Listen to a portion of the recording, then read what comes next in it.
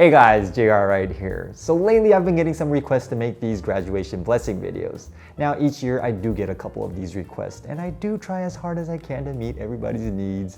This year, however, I just thought to myself, you know what? Why not just make a shout out video to all the graduates out there? That sounds like a good idea, right? Right. I heard from some of you that you are the most unfortunate class of graduates there could ever be. Now, I doubt that because if you look around, there are always more unfortunate people. But having COVID amid your school years, now that I have to give you credit. That is just brutal. That is something, well, I have to say, 辛苦了. That has got to be rough.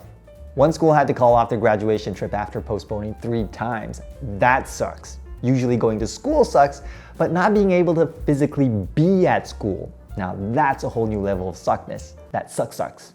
I can't imagine missing out a whole 2 years of school life, friends, activities, being yelled at by teachers. Now somehow that sounds sweet now. I can't say that I can relate to it because you're probably the only class in like 3 decades to have to go through something like this. And so if someone tries to tell you, I understand, well, you just go ahead and flip them the bird because they don't. All right, sometimes you just have to take my words lightly. I trust you have the wisdom to discern. But here, full-heartedly, are my blessings to you. 1, 2, and 3. First, build your character, for that is what's going to determine your fate. Discern wisely, choose your path, and live that life like a clock. Tick-tock, tick-tock. Now, if you don't understand a single word I just said, well, I highly doubt your qualification to graduate. But for the sake of being kind, which I am, namely, according to the old saying, sow a thought, reap an action. Sow an action, reap a habit. Sow a habit, reap a character. Sow a character, reap a destiny. You're welcome. Your character determines your choices, and your choices determine the outcome, your destiny. Are we on the same page? Comprehend? Good. Now you may turn the tassel. As for the clock, no matter where you place the clock, whether in good or bad environment, it'll keep on ticking without missing a single beat. And that's how we should try our best to live this life. In good or bad, march on without missing a beat. I actually made a video about this. I'll put it at the end screen on YouTube. Remember to check it out and subscribe. Second, readers are leaders. Read, my friend. Read.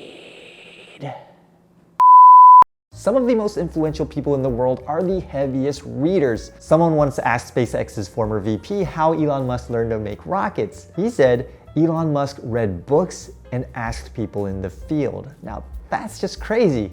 Now I'm not saying that we should all become bookworms. There sure is a whole lot of things that are worth experiencing outside of books. Just like they say, 读万卷书不行万里路. I know my Chinese.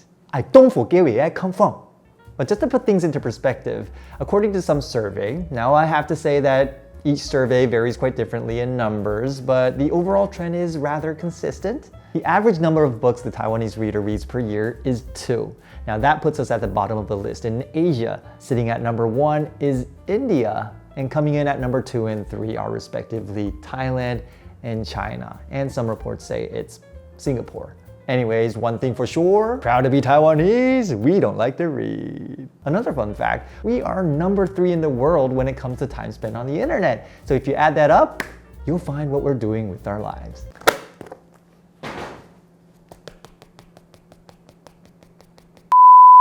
And don't just read anything. You are what you eat, you are what you read. My college professor would always come to class with a suitcase full of books.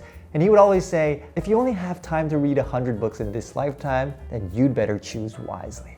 Reading is also a great way to build your character. One of the types of books that Stephen Covey highly recommends is autobiographies. If there's someone you look up to, if there's some trait in somebody that you admire, then check out his or her book.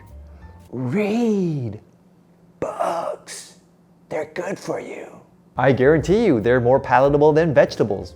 Last but not least, don't stop thinking about and searching for the meaning of life. There are countless researches that point out the fact that people who pursue a meaningful life are much less likely to have dementia, Alzheimer's, diabetes, cardiovascular diseases, etc. To a Catholic school that recently asked me to do one of these videos, I shared my perspective of life. I come from a point of view where I believe that there is life after life. I believe that each person has a spirit, and when your day comes, your spirit will inherit nothing in this secular world but your memories and character. And so, people with anger issues, they become grumpy ghosts. They like to spook people. Boo!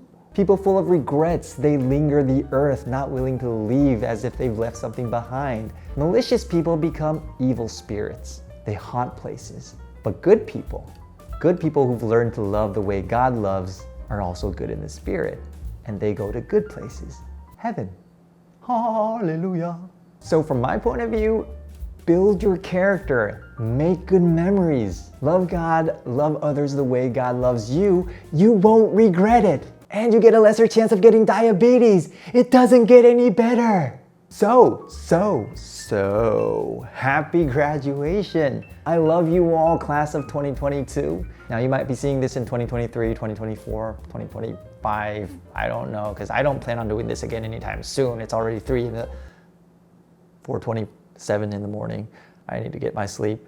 But class of whatever year you are, happy graduation. I wish you the best in this life, and I really want to give you a big hug right now, but COVID is still out there, and I don't know if you're vaccinated or not. But anyways, I love you all. God bless you.